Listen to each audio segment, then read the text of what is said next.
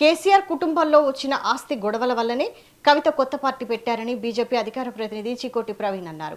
తెలంగాణకు అమ్మ అని చెబుతున్న కవిత ఎలా తెలంగాణకు అమ్మ అవుతారని ఆయన నిలదీశారు. తెలంగాణ అభివృద్ధికి కేంద్ర ప్రభుత్వం సహకారం అందిస్తుందని ఆయన స్పష్టం చేశారు. గతంలో జగన్ వదిలిన బాణం షర్మిల కాంగ్రెస్ పార్టీలో విలీనమైందని, రేవంత్ వదిలిన బాణం కవిత కాంగ్రెస్ పార్టీలో మెర్జ్ అవుతుందని అంటున్న చికోటి ప్రవీణ్తో మా ప్రతినిధి Ramakrishna face to face.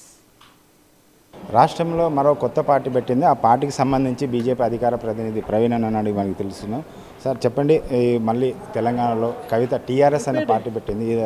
Sir BJP party TRS అని పెట్టిందా? టీఆర్ఎస్ అంటే ఏందన్నట్టు తెలంగాణ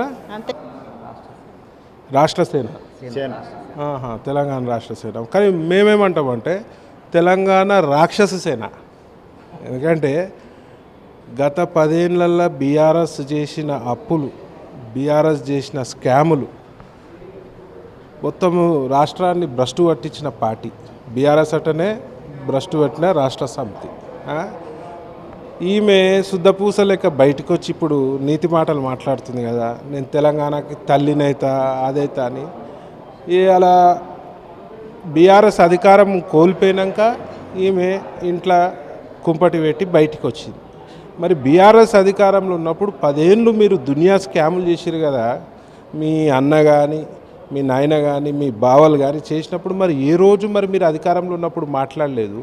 మరి అలా వాటాలల్లో ప్రాబ్లం అయ్యి బయటికి వచ్చి కుంపటి పెట్టినావా అని అడుగుతున్నా కవితమ్మ. మరి నీకు తెలంగాణ ప్రజలు ముఖ్యం అనుకొని తెలంగాణ ప్రజలు నా కుటుంబం అని ఇవాళ అమ్మ అవుతా అని చెప్పి మాటలు మాట్లాడుతున్నప్పుడు మరి 10 ఏళ్ళు మీరు కుమ్మినప్పుడు ఆ రోజు మరి ఇదే బయటికి వచ్చి 4 ఏళ్ళు 5 ఏళ్ళకు బయటికి వచ్చి మరి తెలంగాణ ప్రజలకి బీఆర్ఎస్ పార్టీ అన్యాయం చేస్తుంది అని ఆ రోజు నువ్వు నిలదీస్తే ఇవాళ తెలంగాణ ప్రజలు నిన్ను తల్లి లెక్క భావిస్తుండే కవిత గారు అని చెప్పి ఈ సందర్భంగా చెప్తాను. గత 10 ఏళ్ళ ప్రభుత్వంలో నేను ఉండడం, భాగస్వామిగా ఉండడం బాధాకరము. అందుకే తెలంగాణ ప్రజలకు నేను క్షమాపణ చెప్తున్నాను. ఇక్కడ నుంచి మీ అందరి కోసం ఒక తల్లిగా మీకు పనిచేస్తానని చెప్తున్నాను. ఇప్పుడు తెలంగాణ ప్రజలని వంచి మోసం చేసి తెలంగాణ ప్రజలకి వెన్నుపోటు ఓడిచి తర్వాత క్షమాపణ చెప్తే లాభం ఏమి ఉండదు కదా. నువ్వు 10 ఏళ్లలో నీకు తెలుసు కదా అన్యాయం జరుగుతుందని. తెలిసినప్పుడు మరి నువ్వు అదే రోజు బయటకు వచ్చి తెలంగాణ ప్రజల తరఫున కొట్లాడాల్సి ఉండే. ఆ రోజు దునియా మింగినవు. నువ్వు ఇవాళ 1,00,000 కోట్లు ఖాళీ కవిత దగ్గరనే డబ్బులు ఉన్నట్టు సమాచారం.